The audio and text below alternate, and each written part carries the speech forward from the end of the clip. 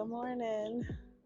My name is Ingrid Butler, balcony gardener extraordinaire, and welcome to my channel.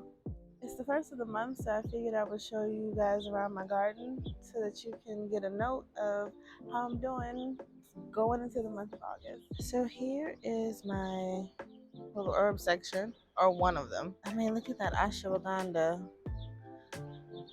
She's gotten so tall and she's really healthy. Love to stick a leaf or two in my smoothies in the morning. That's my basil. I have a lot of basil in this garden. Here is my guava tree. Honestly, I got this tree on a whim. I have no idea what guava tastes like, but I'm gonna find out soon because she's setting some fruit. And right behind my guava tree is my sun gold cherry tomato plant.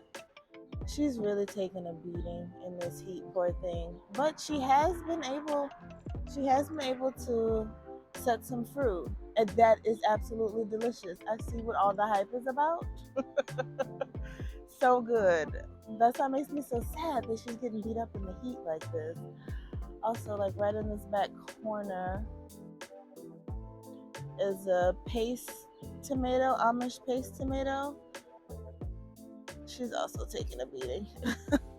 She has not set any fruit yet, but I'm hoping that once things start to cool off a little bit, she'll set some fruit for me. Now back here is a cucumber plant that, I mean, she will look like she's struggling. I mean, brown leaves, crispy brown leaves, just doing bad.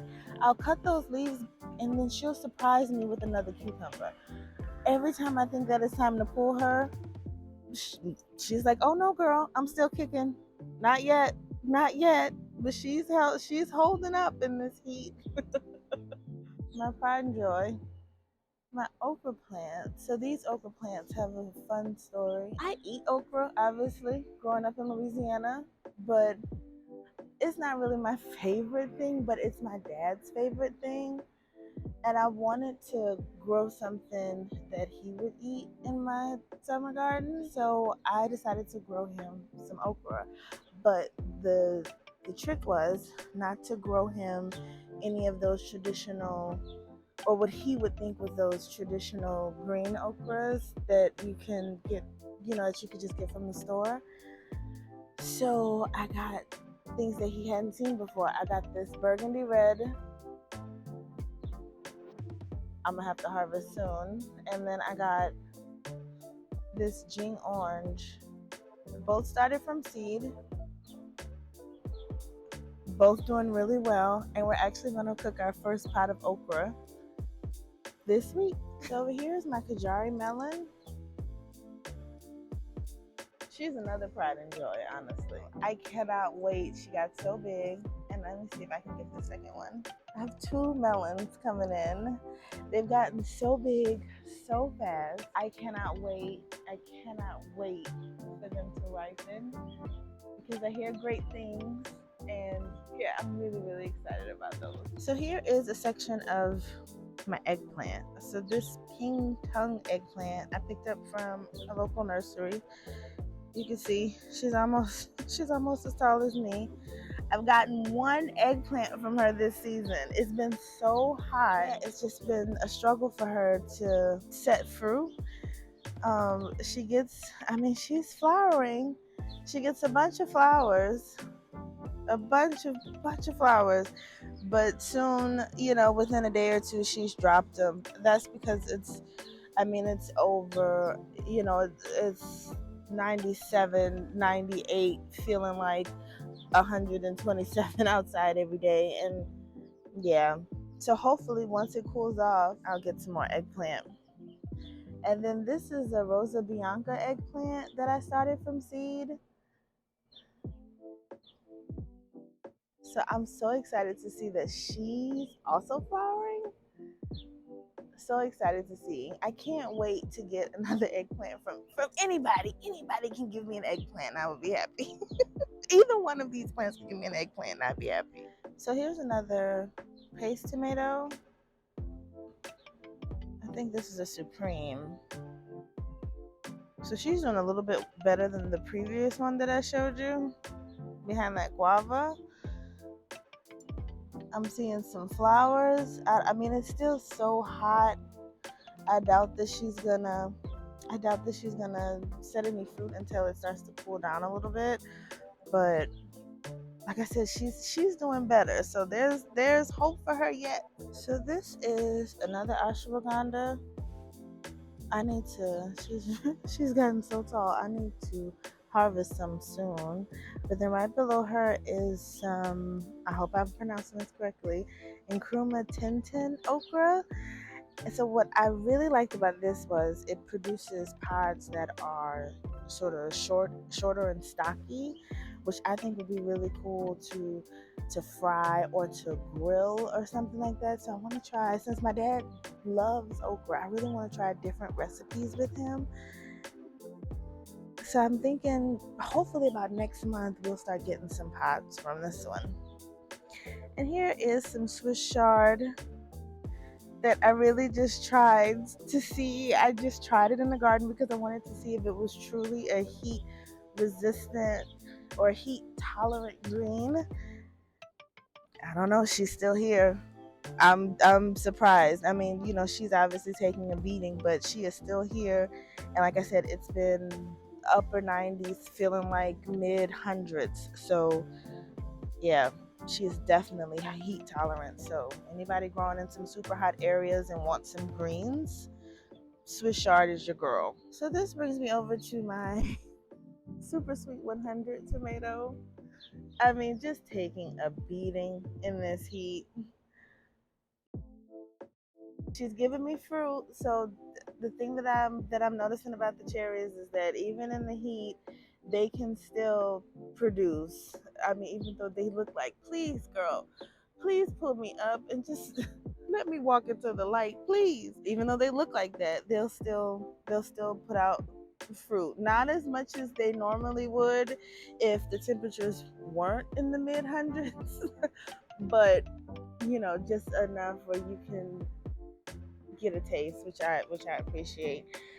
So over here is my Kellogg's breakfast. Poor thing. I mean, honestly. So I'll say this. This is Kellogg's breakfast. This one is my fault. One, I set her out super late.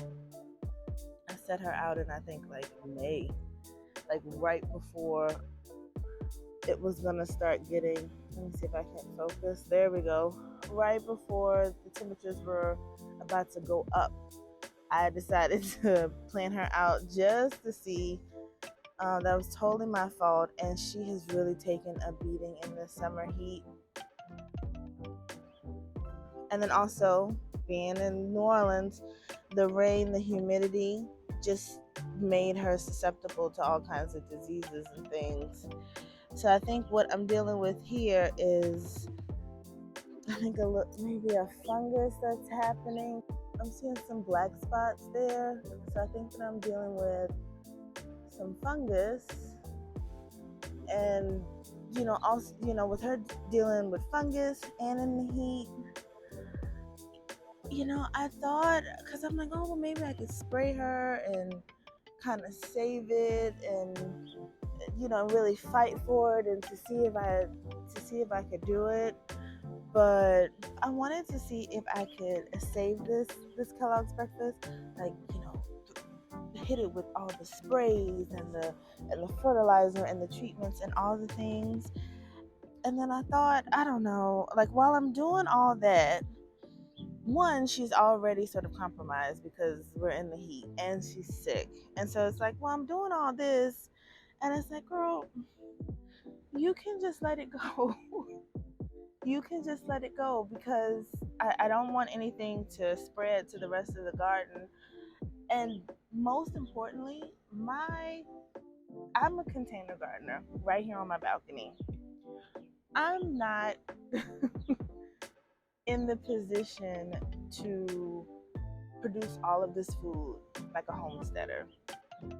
That's not why I do it. I mean, I would be a crazy person. It would have to be all tomatoes and all beans. But I do it because it brings me joy and teaches me gratitude, and it just brings, my balcony garden brings a sense of peace into my life. If that's what I'm supposed to be doing, this plant really, this poor little Kellogg's breakfast, is not doing that for me. So I could pull her up and put something there that would make me happy, that would make me feel a sense of joy and not a sense of despair and dismay because I'm trying to fight to save a plant that's already compromised, that's already getting beat up by the heat. I can put out something new and and and nurture that, you know? So I think so Kellogg's breakfast, even though she produced no fruit, I think that she really taught me something important. Like sometimes it's okay to just let stuff go and start over. That's okay. It doesn't mean you're a failure. It doesn't mean, all of those different negative things that we tell ourselves. It just means it's not working. And we don't need that negativity in our life. So here I have another Rosa Bianca eggplant. She's tall. She's my tallest. I'm really hoping, I'm keeping an eye out because those blooms are looking good. I'm keeping an eye out. But again, I'm not super hopeful because we're in the mid 90s. But I don't know. You never know because they might, even though, everyone says, oh, above, whatever, they might surprise you. They might surprise you and gift you with some fruit. Now I have kind of 1, 2, 3 sugar baby watermelons. They're really small, but that's fine. It's just really cool to say, oh, guess what? I have watermelon on my balcony. So I'm not super upset about it, but they're so cute. They're cute. So they can stay until the end of the summer. And here is some kind of squash that I got. I started from seed. Got the seeds from Baker Creek. Some kind of patty pan squash. I started this one earlier this month because I didn't want to have any problems with that squash vine borer. And I know that she usually starts creeping around early June. So I'm like, I don't want no problems. So I'm gonna set this out early July in hopes of missing her. And so here is a table of all of my pepper plants. I'll talk more about those later. The serranos are starting to ripen. That's exciting.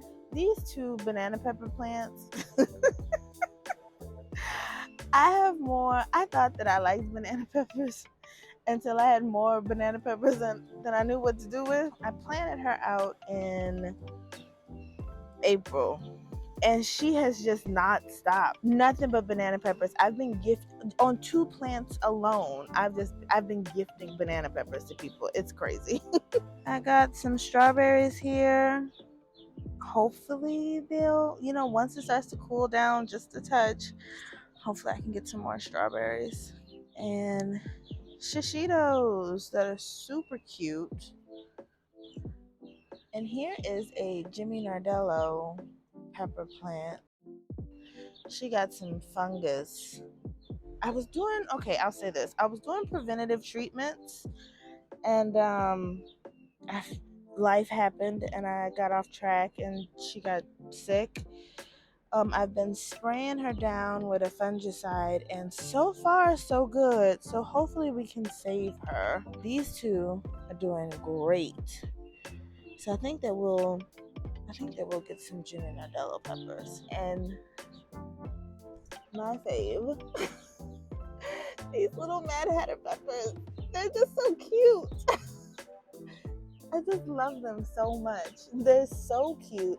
This plant was covered, but I just harvested some yesterday. Wait, is this the garden cat? That is my garden tour.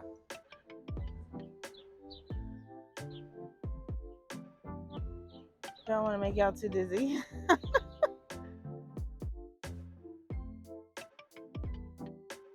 The sun is coming up, so that means it's time for me to water these plants and take my butt back inside because Binola heat is not to be trifled with. Thank you so much for coming on this tour with me. I hope that you consider giving me a follow so we can see where this journey goes into the fall.